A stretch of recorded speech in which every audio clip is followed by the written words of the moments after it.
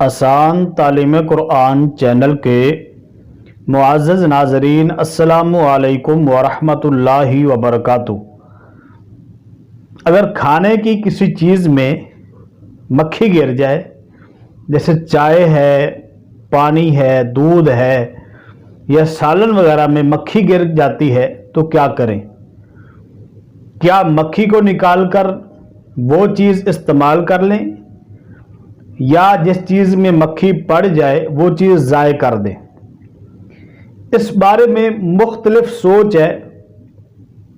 कुछ लोग क्या करते हैं, जिस चीज़ में मक्खी पड़ जाती है वो चीज़ ज़ाय कर देते हैं, और कुछ क्या करते हैं, मक्खी को निकाल के खा लेते हैं।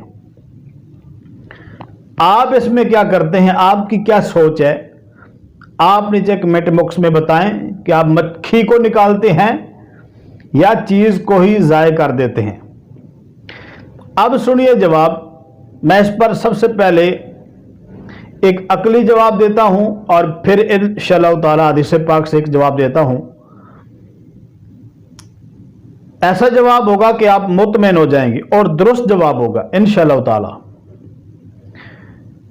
मेरा आपसे एक सवाल है, मक्खी अगर शहद में पड़ जाए तो आप क्या करते हैं? शहद में मक्खी पड़ जाए तो यकीनन हम मक्खी को निकालेंगे, शहद को ज़ाय नहीं करेंगे। यही मक्खी देसी घी में पड़ जाए तो क्या होगा? मक्खी को निकालेंगे, घी को ज़ाय नहीं करेंगे।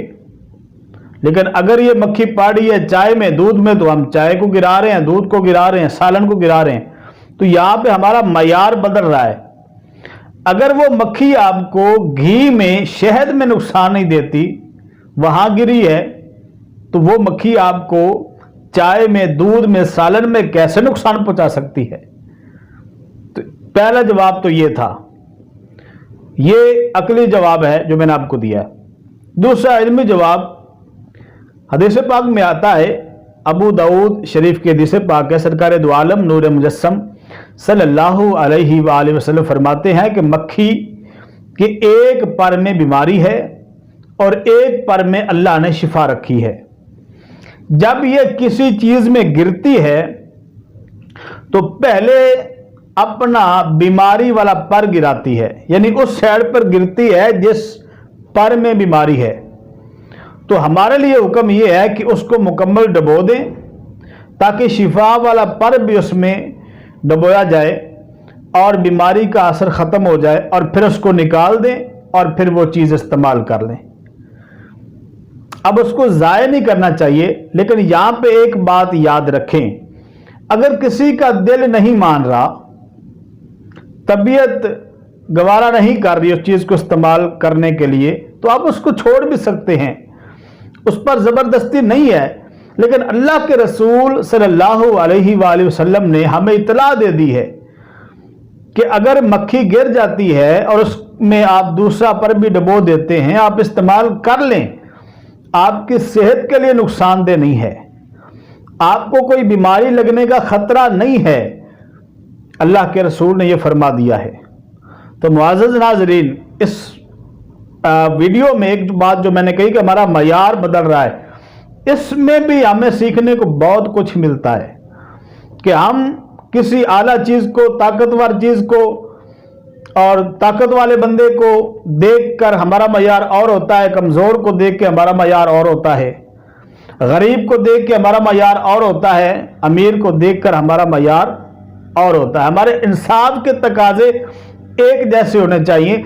अगर मक्खी गिर जाए शहद में, मक्खी गिर जाए देसी घी में, अगर उसको वो मक्खी नुकसान नहीं पहुंचाती और उससे बीमारी नहीं लगती, तो वही मक्खी गिर जाए चाय में, दूध में, तो फिर भी बीमारी।